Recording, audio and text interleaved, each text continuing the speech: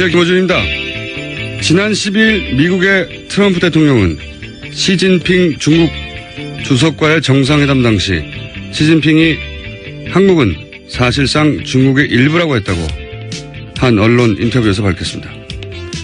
트럼프에 따르면 시진핑이 한중 역사를 이야기하며 한국이 중국의 일부이고 그래서 북한 문제를 해결하는 것이 쉽지 않다는 걸 깨달았다는 겁니다. 과연 시진핑 주석이 실제 그런 말을 했는지 아니면 트럼프 대통령이 자기식으로 해석을 한 건지 알 수가 없습니다. 그러나 어떤 경우든 한반도의 전쟁 발생 시 피난민을 가려서 받겠다는 일본 아베 총리를 포함해서 주변 강대국들의 현재 우리나라에 대한 인식은 한마디로 개무시입니다. 그래서 저는 이런 뉴스를 볼 때마다 그런 생각을 합니다. 어서 투표하고 싶다.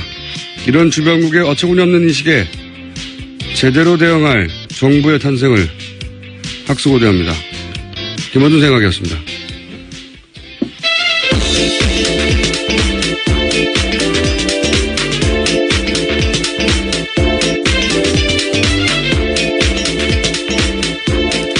시사인의 김은지입니다. 자, 오늘도 어제 후보들의 일단 기본적인 행보 그리고 각 캠프에서 불거진 문제나 혹은 후보에서 불거진 문제 또는 공방 이렇게 한번 쭉 짚어보겠습니다. 자, 먼저 1번부터 해볼까요? 네, 문재인 후보 어제 강원도 갔습니다. 거기서 선거 때만 되면 색깔론 안보 장사가 좌판을 까는데 지긋지긋하다 이렇게 이야기하면서요. 이제 가짜 안보를 진짜 안보로 바꾸는 정권 교체를 해야 한다. 군대 안 갔다 온 사람들이 특전사 출신인 제 앞에서 안보 얘기 꺼내지 말아야 한다. 이렇게 외쳤습니다. 주적 논란이 이제 토론회 이후에 프레임으로 쭉 공세가 이어졌기 때문에 이런 발언을 보고 있는 것 같네요. 자, 저희가 준비한 컷이 있습니다. 국회의원이 10,000명도 안 되는 급조된 당이 이 위기 상황 속에서 국정을 감당할 수 있겠습니까? 연정을 하든 협치를 하든 몸통이 못 되고 꼬리밖에 더 하겠습니까? 저희가 준비한 컷은 문재인 후보가 이제 국민의당을 작다고 공격하는. 예, 연이어서 그런 공격을 한 겁니다. 그러니까 이제 국민의당 안철수 후보와 양강구도 뭐 토론회 이후에는 또 어떻게 지지율이 변화될지 모르겠습니다만 양강구도라고 하는데 양 당에 비교를 해보자면 우리가 훨씬 든든하다 뭐 이런 주장 자기 강점을 주장하는 내용이네요. 자 2번 후보는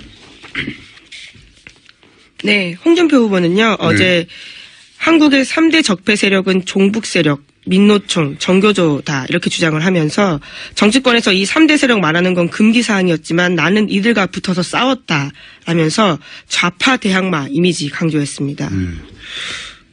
언제 금기였나요? 종북, 민노총, 정교조를 공격하는 계속 게? 이야기가 나오고 있는 것 같은데 예. 또 게다가 문재인 후보와 안철수 후보 모두에게 각을 세웠습니다. 문재인 후보에게는 좌파 운동권의 거두가 대통령 되려고 한다 이렇게 공격했고요. 안철수 후보에게는 포스터를 보면 국민의당 이름이 없다. 왜 없겠냐. 거기는 박지원 당이기 때문이다. 이렇게 이야기한 겁니다. 네, 이분은 프레임을 한번 적으면은 계속 그 지점만 공격하는 애초에 원래 그런 스타일인데. 자, 저희가 준비한 컷 한번 들어보겠습니다. 어제 내가 물어보니까 합성사진이래요. 그거는 전문가들이 한 거라 잘 모르겠다. 그래서 내가 토론 마치고 집에 돌아가면서 목은 안철수가 맞는데 몸통은 박지원인가? 네, 홍준표 후보 식의 네거티브죠. 자, 이런 이야기가 현장에서 화제가 됐다고 하는 거고요. 유세 현장에서. 자, 3번 후보는요? 네, 안철수 후보는 어제 방송기자 토론회에 갔습니다. 거기서 주적 논쟁에 가세했습니다. 이미 국방백서에 북한은 주적이라고 명시돼 있다면서 지금은 남북대치 국면이다. 이런 상황에서 북한은 주적이다. 이렇게 밝혔습니다. 알겠습니다. 안철수 후보가 이 주적 논쟁에 뛰어들었네요. 자, 이게 안철수 후보에게 유리하게 작용할지. 자, 우선 컷을 들어보겠습니다. 이미 국방백서에 주적으로 명시되어 있습니다. 그리고 지금 남북 대치 국면 아니겠습니까? 이런 상황에서 북한은 주적입니다. 자, 이 주적 프레임. 근데 우선 바로 잡아야 될 게 있는데 현재 국방백서에 주적이라는 표현은 없습니다. 네, 그건 중요하지 않아요. 예. 물론 사실관계를 따지고 또 언론들도 팩트체크를 했고 그래서 예. 이미 2004년 이후로는 주적이라는 표현이 사라졌다고 하는 사실관계가 언론을 통해서 보도됐지만 그건 중요한 게 아니죠. 주적이. 정확하게 말을 해야죠, 그래도. 근데 중요한 거는 예. 이게 자기 표에 도움이 되느냐 안 되느냐. 네. 정확하게 주적이라는 표현 자체는 빠졌지만 적이라고 이제 북한 군과 북한 정권이 우리의 적이다. 그렇죠. 북한이 주적이 아니라 구체적으로 적시해서 사실 이 논쟁은 벌써 10년 전에 한번 지나갔어요. 오래된 논쟁인데 그리고 그게 그래서 정리가 됐지만 누가 안보의 적자인가 하는 이미지를 놓고 지금 싸우고 있는 거죠. 예. 1번 보수 후보와 2번 보수 후보와 그리고 보수의 표심이 필요한 중도 후보가 같은 선상에 쓴 건데 저는 이게 안철수 후보에게 유리할지는 자, 그건 이따 좀 따져보고요. 4번 후보는요? 네, 유승민 후보는 어제 후보 확정 이후 처음으로 호남 갔습니다.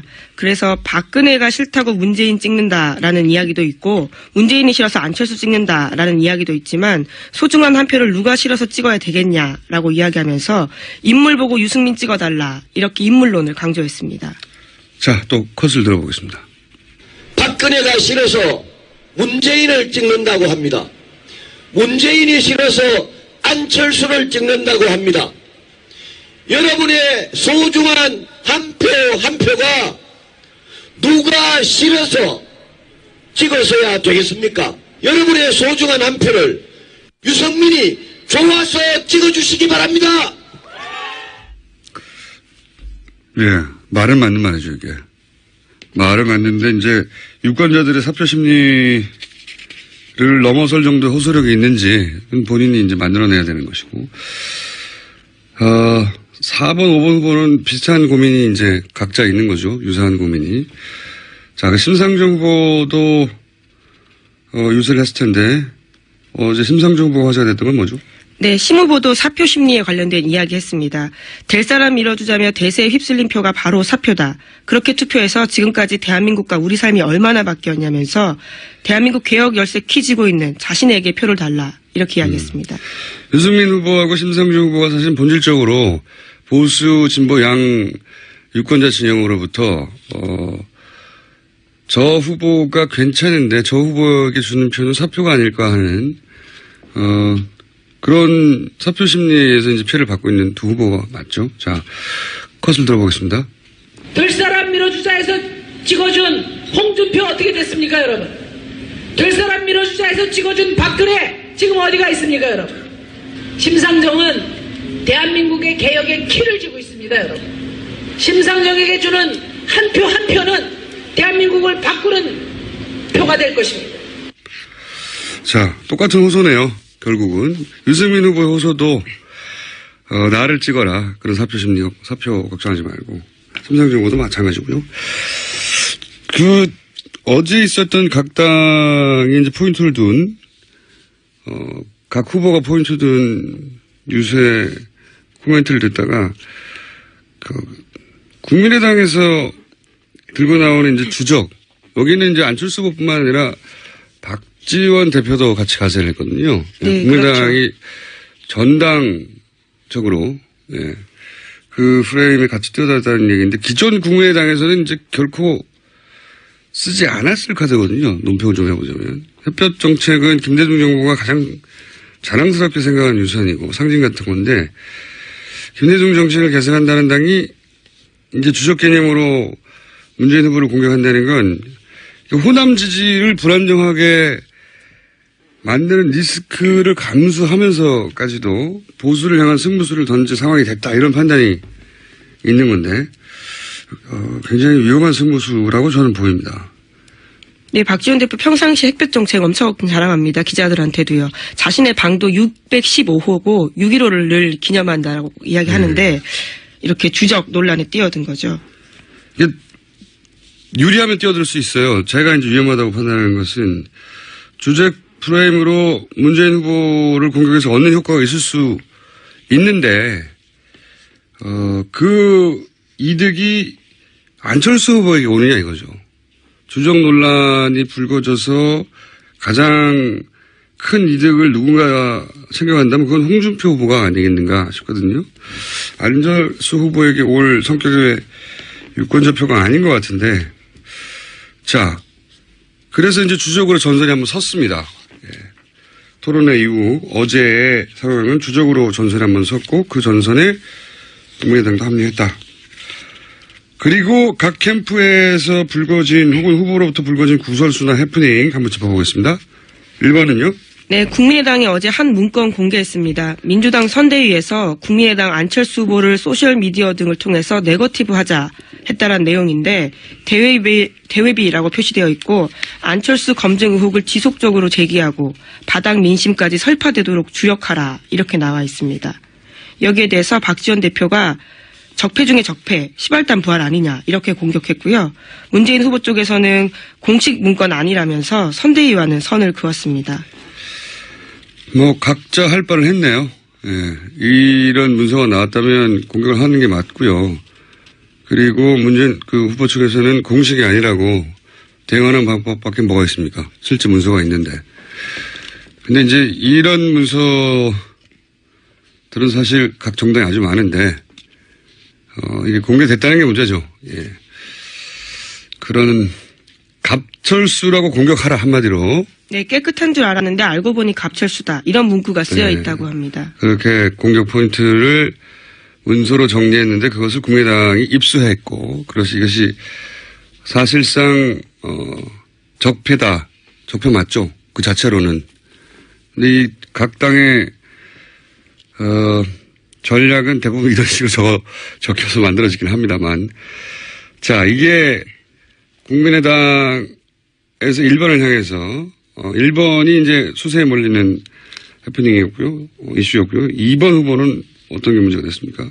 홍준표 후보가 대학생 시절인 1977년 친구들과 약물을 사용한 성범죄를 모의했다는 내용을 적은 책이 다시 화제가 되고 있습니다.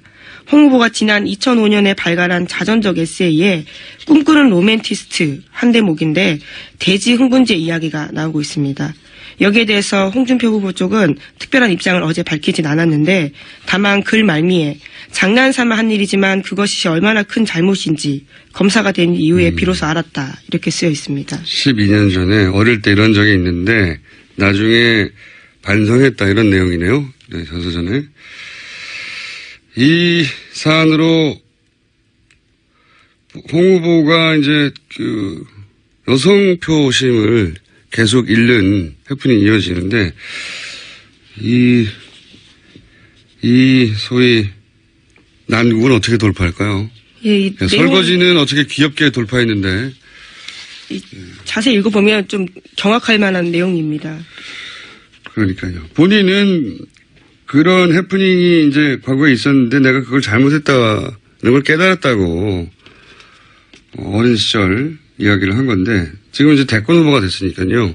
사실 다른 나라에서도 대선 후보가 되면 뭐 중고등학교 때 쓴 글도 꺼집어내요. 대학교 쓴 어떤 기구한 작은 글 끄집어내고. 근데 이게 2005년에 발간된 에세이이기 때문에 이걸 가지고 문제 삼는 거에 대해서 뭐라고 하기 힘들고 뭐라고 이 상황을 돌파할지 지금 당장은 생각이 안 날 것 같은데요. 예.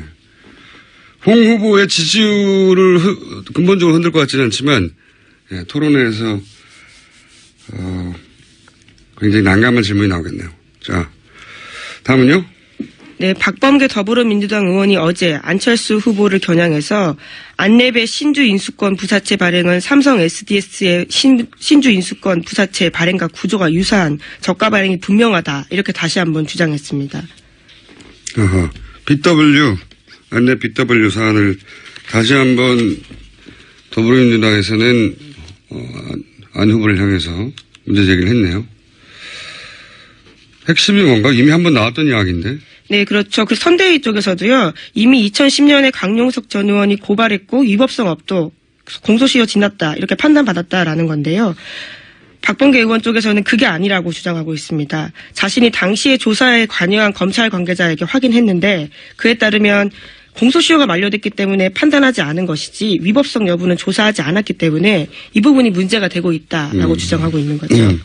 그때 법적 판단을 받은 게 아니라 공소시효가 지나서 법적 판단을 받지 않았는데 법적으로 문제다. 예, 그렇죠. 애초에 이 공세는 사실 법은 문제가 없는데 도덕적으로 도의적인 차원에서 그러면 안 되는 거 아니냐라는 정도였는데 그게 아니라 법도 문제다. 네, 당시에 실체적 판단하지 않았다라면서 이것도 따져봐야 된다라고 주장하고 있는 거죠. 굉장히 어려운 사안이라 이게 실효성을 거둘지는 모르겠네요. 예. 여간 안내 BW 문제가 도의적 문제를 넘어 법적인 문제이기도 하다 하는 공세가 민주당에서 있었고요. 자, 바른정당에서 유승민 후보를 괴롭히는 건 또 뭐가 있습니까? 네, 23일에 의원총회 열고 유승민 대선 후보의 거취에 대해서 논의하겠다라고 밝혔습니다. 어제 15명 내외 의원들이 의원총회 소집 요구서 냈고 그래서 오는 일요일 저녁에 의원총회 열린다고 하는데 유승민 후보 진로와 관련해서 사퇴 문제 논의하겠다라는 겁니다. 후보 사퇴를 절대 할 것 같지는 않고요. 그건 명분도 없는 일이고 이게 보수판 후 단협이거든요, 사실. 예. 그런데 단일화 예를 들면 홍준표 아무래도 자유한국당 후보와의 단일화 방식에 대한 논의가 이때 있을 수 있겠죠. 사실은 이때 시작하지 않으면 29일에 인쇄가 되니까. 네, 표가 인쇄가 되죠. 그러면 인쇄된 다음에는 사퇴를 해도 그 효과가 반감된다는 건 이미 여러 선거를 통해서 입증됐기 때문에 단일화 얘기가 막판에 보수 진영에서 이슈가 되지 않겠는가. 안 할 공산이 크지만. 예, 당 내에서 흔들고 있기 때문에 유승민 후보 입장에서도 굉장히 곤란할 것 같습니다. 왜냐하면 이제 의원들 입장에서는 1년 후에 지방선거가 있는데 그 지방선거에 시의원들이 나가서 당선이 돼야 되는데 시의원들이 당선될 것 같지 않으면 하부 조직이 무너져요. 국회의원은 아직도 3년이 남았지만 자기 하부 조직이 사라지거든요. 그 하부 조직이 바른정당의 간판으로는 당선이 안 될 것 같으면 자유한국당으로 가버리는 겁니다. 원래 자유한국당 소속이었으니까 다들. 그렇게 옮기는 순간 그 지역에서 국회의원 하나가 달랑 남고 하부 조직이 사라지니까 이런 현실적인 고민을 하게 될 수밖에 없는 거죠. 마침 대선 끝나고 나서 바로 지선이기 때문에 과연 어떤 결론이 날지. 하여튼 바른정당은 무슨 설화가 있는 게 아니라 네, 당내 흔들림이.